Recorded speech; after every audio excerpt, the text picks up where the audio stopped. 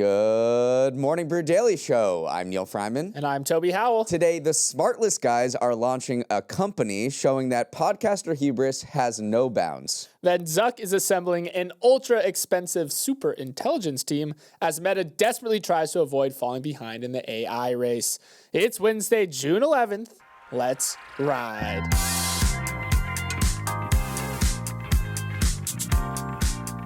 School is out for the summer, which means it's internship season, the annual rite of passage for students to learn important skills like email etiquette and how to chit-chat your way around an office. But not all internships are created equal. ZipRecruiter crunched the numbers to find the highest paid internships being offered this summer. And at number one on the list is software engineering, where interns can expect to earn between $20 and $29 an hour. That's followed by internships in architecture, financial advising, process engineering, actuarial roles, and data analysis, which is news to me because instead of having summer internships, I was a camp counselor. Hey, at least they are all getting paid. I also think it's interesting that software engineering is still at the top, even though those jobs are getting cut from the job market by advances in AI. Maybe this is a lagging indicator and that number will go down, or maybe cheap interns will always be valuable. But yes, Neal, I don't see summer camp counselor on the list, nor do I see play for summer soccer team to stay in shape for the season. Not a very lucrative summer internship. So pretty clear we were not rolling in the cash during our intern days. And now a word from our sponsor, Domain Money.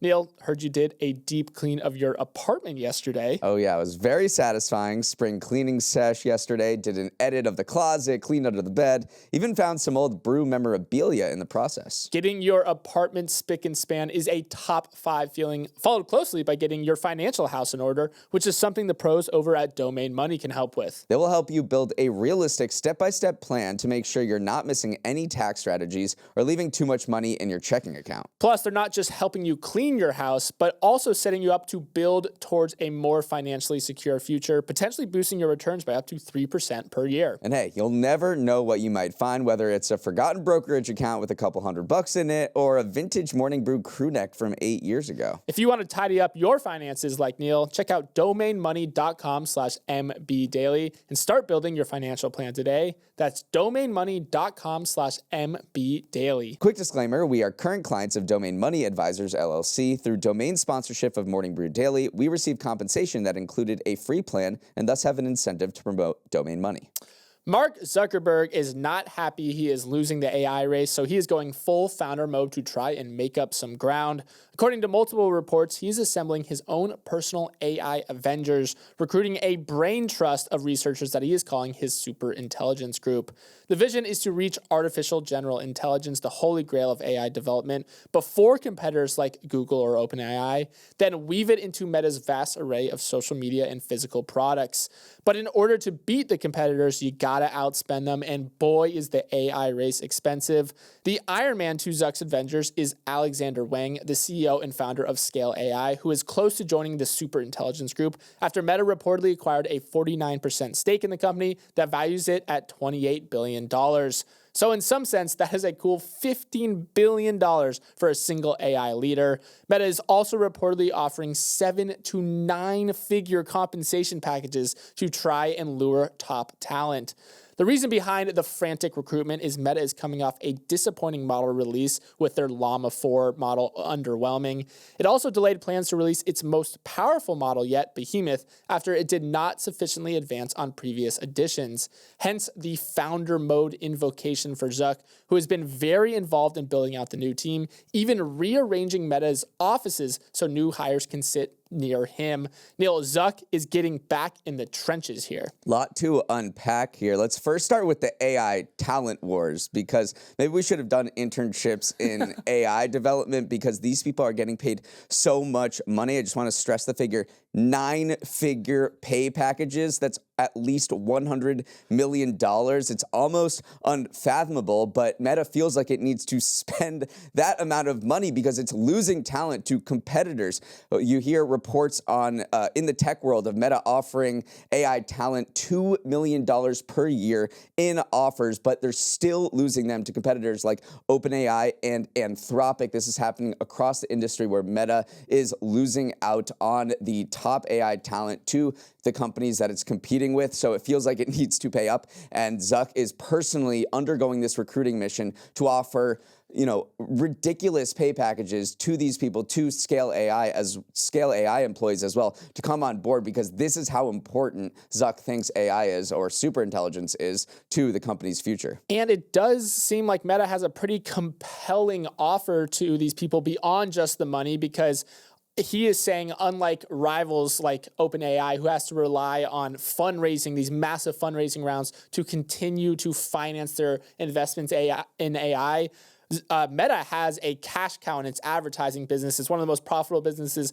in the world. So they have that cash flow to continue applying resources into their own AI development. Zuck was kind of tangling this idea of a multi-gigawatt data center, which only they could afford because they have such a robust business supporting it. So internally, Meta's saying, like, why wouldn't you want to come join us? Because we have this leg up on the competition. But then the reason why you might not want to join Meta is that it is behind the AI race. Llama 4 has lagged behind other frontier models, and they had to kind of walk back some of their claims about Behemoth, which was supposed to be, the most powerful model in the world, hasn't even hit the market yet. So that is some of the considerations you have to make. Yes, they have a ton of resources, but right now they are lagging behind the competition. And another piece of intrigue here is this deal with Scale AI. Now, Scale AI is a growing startup that essentially has cut its teeth on cleaning up data so that other tech companies can come in and use that to train their models. This is the currency that AI models require in order to produce results like ChatGPT and Claude for Anthropic. So Meta is taking reportedly a 49% stake in Scale AI for $14.8 billion. That is a lot of money. That would be the largest private funding event perhaps ever in the world. So why aren't they just acquiring it? Because they're also bringing in the CEO of Scale AI, Alexander Wang. Well, perhaps you could look to antitrust regulators, because what is the FTC doing right now is trying to spin off Instagram and WhatsApp that Facebook purchased a decade ago. So Zuckerberg is looking at all of this stuff happening in the court system, saying they want us to break off all those acquisitions. Well, they're probably not going to let us buy another company because they don't want us to have these other companies, these other subsidiaries to begin with. So doing some creative corporate engineering here by taking a 49% stake, saying, hey, we're not buying it, we're just investing it and taking all of the talent as well. It's something that we've seen other big tech companies do, like Google with another startup character AI, just kind of hiring all of the talent to come over because they see antitrust regulators bearing down and they just want to avoid all of that. Moving on, coming into the 2020s, economists were hopeful this decade would usher in a new roaring 20s, a century after the first one. 5 years in, it's looking more like the 60s, just with fewer Jesus sandals. In a major report yesterday, the World Bank warned that the 2020s were shaping up to be the weakest decade of global economic growth since the 1960s, and this year, 2025, would mark the slowest pace of growth in 17 years out of recessions in 2009 and 2020. That's because the World Bank slashed its growth projections from January, blaming the trade war launched by the United States for diminishing living standards for people across the globe. Global output is forecast to slow 2.3% this year from 2.8% last year, 0.4 percentage points below its earlier projections. World Bank chief economist Dermot Gill said, quote, international discord about trade in particular has upended many of the policy certainties that helped shrink extreme poverty and expand prosperity after the end of World War II. The country that will be hurt the most by this, the United States. U.S. output is projected to slow to 1.4% this year from 2.8% last year and receive the biggest downgrade of any country in the World Bank's report. Toby, so far this year, the U.S. has raised tariffs on other countries to their highest level in a century, often through chaotic on-again, off-again announcements, and the World Bank is expecting it to take a steep toll. Yeah, it looks like the theme here is just a loss of confidence. And when you don't have confidence in what policies are coming down the pipeline, it's very hard for just an economy to function. And when you have the biggest superpower in the world in the United States, projecting that sort of loss of confidence, that is when you start to see these cracks form in the world economy, hence the downgrade of the World Bank here.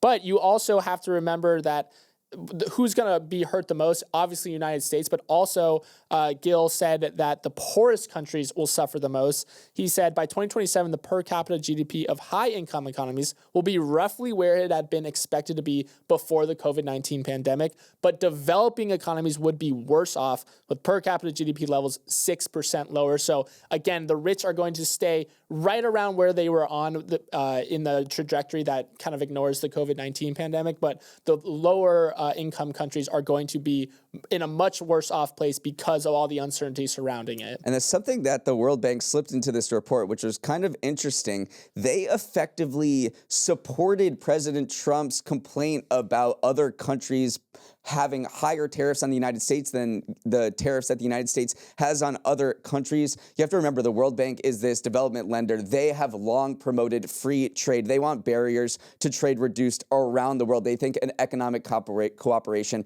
and everyone kind of trading with each other is the unlock to global prosperity. So they said, you know what? Trump is right that other countries have a lot of tariffs on the United States in a way that the United States doesn't have on the other countries. So, hey, you guys should bring your tariffs down. It didn't endorse the trade war specifically, but it said everyone should be lowering their tariffs here. President Trump has an actual grievance that the United States is getting tariffed up the wazoo. So everyone needs to lower their barriers and we'll all grow together. Right now, that isn't happening, and that's why it downgraded its economic growth schedule. And then maybe the scariest part of this whole report, though, is that this forecast assumes that the reciprocal tariffs that Trump announced on Liberation Day will not go into effect. And so if that is the case, then obviously that report is outdated and that probably you'd have to revise growth numbers even lower. So they're making a rather hopeful assumption here that, you know, the pause will be extended and these tariff rates will come down. If that isn't the case, then who knows what will happen? The situation could deteriorate even further, impacting growth even more. Right. We're right now on day 63 of the tariff pause. Remember that pause is lasting 90 days.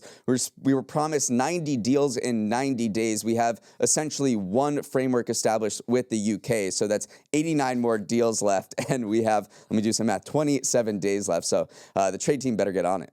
As industries grapple with the disruptive effects of AI, perhaps no one is shaken in their boots quite as much as news publishers. That's because more and more people are heading to ChatGPT to figure out which new cutting board to buy instead of going to New York Times Wirecutter or skimming Google's AI overviews to find out who won the Tonys, cutting out link clicks to news orgs in the process. As a result, outlets from the HuffPost to Business Insider have seen their organic search traffic fall by over 50% in the past 3 years.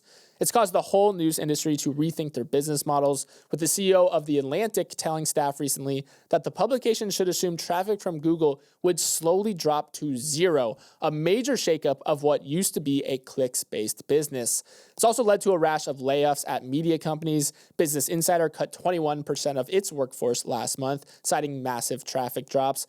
It's also forced news orgs to pivot once more, this time towards pursuing direct relationships with readers through subscriptions, events, and newsletters as companies figure out how to survive in a post-search era. Neal, this is beyond just a algorithmic tweak. It's an entirely new ballgame. The warnings are stark. Nicholas Thompson of The Atlantic said Google is shifting from being a search engine to an answer engine. The Washington Post CEO said we are moving quickly and urgently to a post-search era. So the news business that did rely on organic search traffic from Google, people searching and clicking those blue links, are under the assumption now that at least in the next few years, Google will be taking those all that traffic will be drying up because Google wants to promote its AI overviews. It's even launching an even more comprehensive AI search feature, which is called AI mode, which is essentially a chatbot, and there is no room for links there. So once again, the news business is going to have to pivot. It's having to do that for the past few decades. So nothing new for the news business, which has been, sort of struggling under the weight of constant platform shifts and looking for a new distribution model. Yeah, I mean, first the internet totally decimated print publications. Then social media took over and started to funnel traffic towards sites. But then social media sites pivoted away from giving priority to news. Search seemed to be like this last bastion of traffic over the past decade, despite some algorithmic tweaks here and there. But now AI is rewiring again how the internet is used altogether. So yeah, the news orgs can just not catch a break right now. Google does think that they are still going to give a life to news organizations. They're trying to say that they're committed to sending traffic to these web pages, and that people who do click on links after opening AI overviews end up spending more time on those pages. So Google's trying to have its cake and eat it too, in some sense. Still cater to, businesses that rely on link clicking, but also trying to say that, hey, we are an AI forward company. So building the plane, whatever metaphor you want to use, they're building the plane while landing it. They're having their cake and eating it too. Basically trying to do two things at the same time. Who knows how successful it'll be or what carnage will be left in their wake. But they have no incentive to. I mean, their whole game plan is to keep people on Google properties as long as possible. And the data shows that it's working. According to Bright Edge, impressions on Google were up nearly 50% since AI Overviews launched. Because if you Google, how long do I need to bake salmon in the oven? And you don't have to click on a link to get there. And Google just tells you that's 14 minutes and 375. Yeah, I just did this last night. You're not going to go anywhere. You don't need to go to any of those lifestyle blogs. You don't need to go to Wirecutter or Washington Post lifestyle section or wherever you would go typically for that. Google wants to keep you there, so it can say that it wants to send traffic to other publishers that really were the lifeblood of Google search for so long. It really has no reason to want to do that. Still, you need people to click links, though, because in order for them to attract those ad dollars and for people to spend on Google Ads, you need to incentivize people to click. So again, it still needs to support that business, and it still needs to incentivize some clicking. It's just how user behavior is going to change now that AI overview is popping up above most search results. Up next, we're going to talk about another podcast. Will Arnett, Jason Bateman, and Sean Hayes are comedic actors who host the popular SmartLess podcast, an interview show that aims to humanize other celebrities and make you laugh along the way. So naturally, they're starting a phone company. Yesterday, the SmartLess guys announced SmartLess Mobile, a wireless provider that aims to offer cheaper plans than leading players Verizon, AT&T, and T-Mobile, who convince you to buy pricey unlimited data plans, even though you don't really need all that data. SmartLess Mobile said its plans will range from between $15 to $30 and offer 30 gigabytes of high-speed data. Will Arnett said his company could cut your phone bill in half. Wait a sec. What is going on here? What am I even saying? Will Arnett, Job from Arrested Development, is pledging to lower your wireless bill by 50%. Look, celebrities using their massive audience reach to launch products is nothing new. George Clooney made $1 billion on Casamigos tequila. Hailey Bieber also just sold her beauty brand for 10 figures. You can list dozens of other examples. But for a comedy podcast to start a wireless phone company seems like we've entered a new era of celebrity entrepreneurship, one that ventures out of the cozy confines of booze and skincare and into the rough and tumble world of telecommunications. Toby, help me make sense of this. Does this make sense?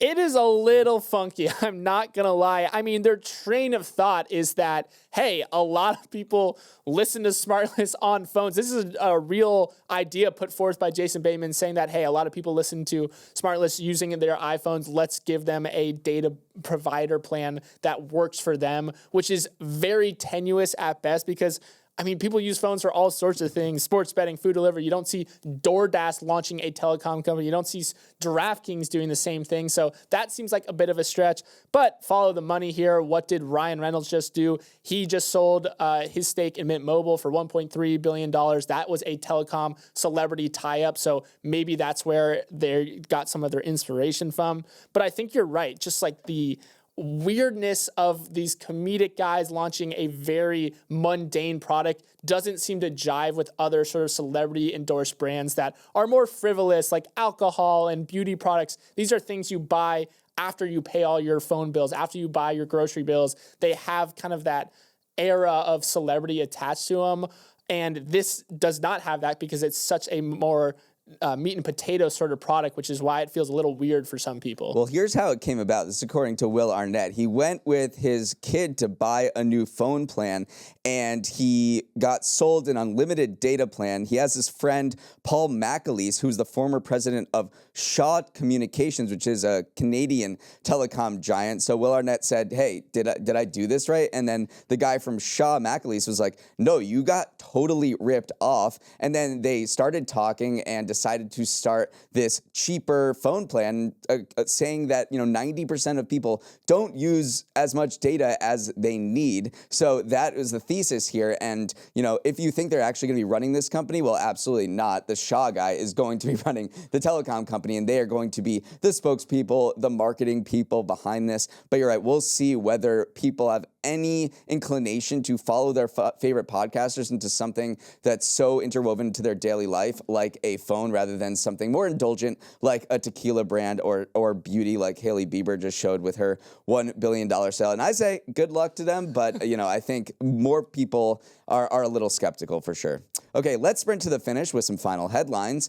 Maybe some of those trade restrictions the World Bank was worried about are simmering down just a bit. Last night, officials from the U.S. and China, who had been meeting in London, announced a framework for preserving their trade de-escalation truce, worked out last month, and will now take it to the two countries' leaders, Trump and Xi, for their final sign-off. Remember, the U.S. and China had agreed to lower tariffs on each other in May, but then tensions ratcheted back up after each side accused each other of reneging on the pact. The U.S. slammed China for curbing access to those crucial rare earth minerals, while China complained about the U.S. withholding chips for its tech companies. So now, according to Commerce Secretary Howard Lutnick, the two largest economies in the world have reached a handshake for a framework, which sounds a little Monty Python-esque, but I'm sure markets will be a little pleased this morning. Yeah, is this a long-term deal, a very stable deal? Maybe not, because it's more something that's been kind of forced together motivated by the leverage both sides have over each other. For China, that's rare earths. For the U.S., it's advanced chips. So this wasn't necessarily born of just a sudden seeing of eye to eye, a sudden shared interest in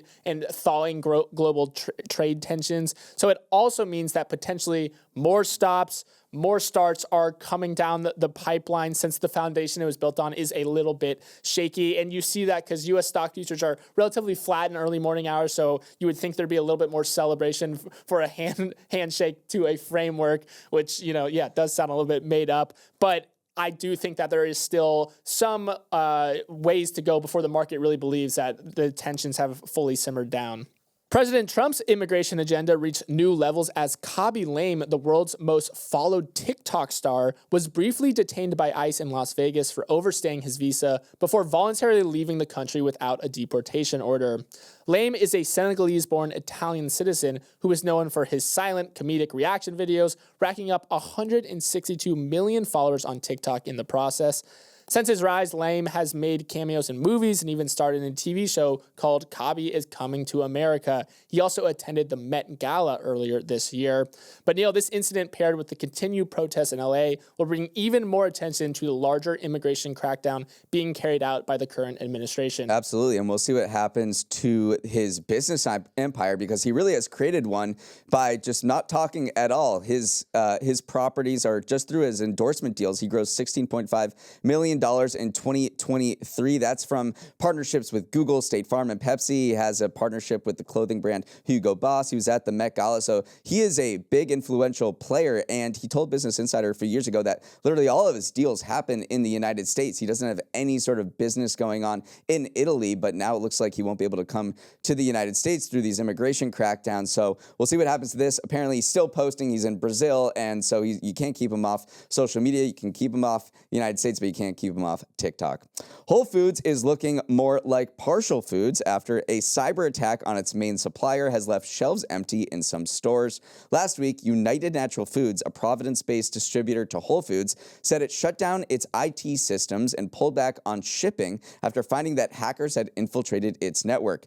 That shipment halt has led to customers finding shelves empty of white bread, yogurt, and ice cream, at least at one Whole Foods in Manhattan. UNI said it plans to bring its systems back online by June 15th, 4 days from now, but it's another concerning sign of how a cyber attack can majorly disrupt carefully calibrated supply chains. Yeah, it really is. You have customers and employees posting these pictures of literally barren freezers, which has also led to, we started the show talking about spring cleaning. It's led to a lot of spring cleaning at Whole Foods because they say usually our freezers are completely filled with food. They never get a chance to actually clean them, so they've been using this opportunity to deep clean their freezers. Again, that is a very small cherry on top of what is a very bad situation. You do not want empty freezers when you are Whole Foods. And yeah, a lot of analysts are doubting the timing of this disclosure, because if you go back to UNFI's stock chart, you start to see some kind of unexplained drops, maybe letting people say that someone knew about this cyber attack before it actually happened. So some analysts were questioning executives about that. So maybe an investigation is coming, but right now Whole Foods just wants to have their food back right now because it's not good to have these empty freezers and shelves.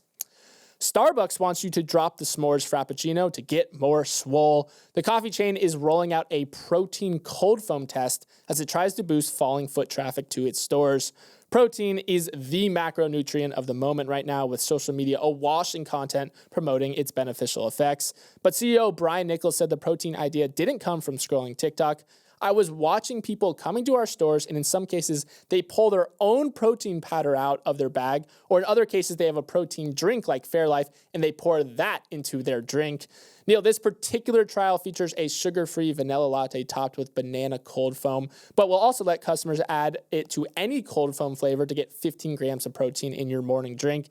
Is this the right trend to be hitching their wagon to as it tries to remake its menu? It's been working for Dutch Bros, which is the fast-growing rival of Starbucks. They have protein drinks that are very popular, so Starbucks is trying to take a page out of their book and maybe repositioning itself as more of a health and wellness brand. You know what? I have no idea whether it's going to work. One thing I do think will work is another initiative launched by Nichols that Starbucks is maybe going to start baking its pastries in store. Honestly, nothing looks more sad than the pastry selection at Starbucks. I mean, it looks fake. It looks, in real life AI generated stuff. So if they can start making those in-house, I think that would work well for them. We'll see whether this protein push is, also smart for Starbucks, which is, maybe branded itself more of an indulgent drink rather than something that you go into and, you feel good about yourself afterwards. But maybe that's the key to a turnaround. Okay, that is all the time we have. Thanks so much for starting your morning with us, and have a wonderful Wednesday. I appreciate all your guesses about the 2 states I haven't visited yet. No one got them both together, but they are, drumroll please, Toby, Kansas and Alaska. Yeah, hard to knock them both out in one trip, so I'm probably not going to do that. I think I'm going to save Kansas for the end because that is kind of ironically funny. Anyway, if you have thoughts on today's episode, send an email with questions, comments, or feedback to morningbrew@morningbrew.com, or you can also give me a reason to go to Kansas. That would be very helpful. Let's roll the credits. Emily Milliron is our executive producer. Raymond Liu is our producer. Our associate producers are Olivia Graham and Olivia Lake. Hair and Makeup is looking for a summer intern. Applications are now open. Devin Emery is our president, and our show is a production of Morning Brew. Great show today, Neal. Let's run it back tomorrow.